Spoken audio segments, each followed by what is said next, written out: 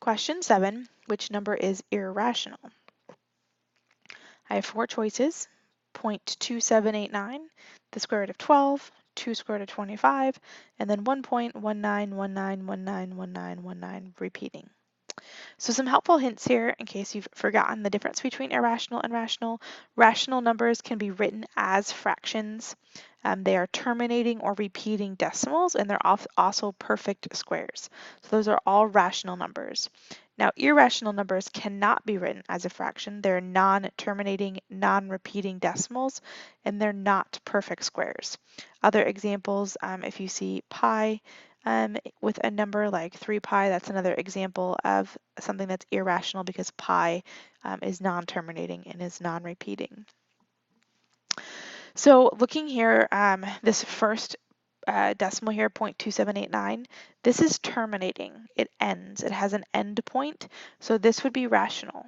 Okay, so that's not an irrational.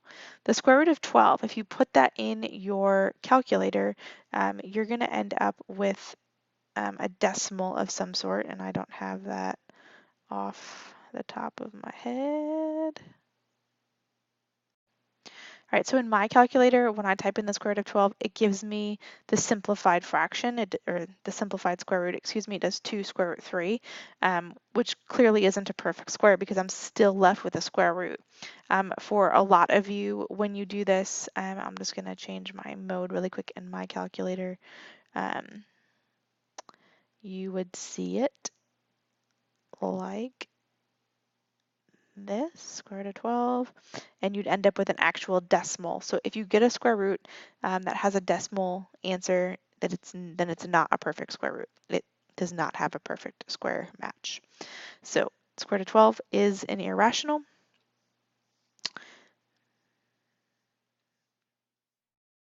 That's my answer, B.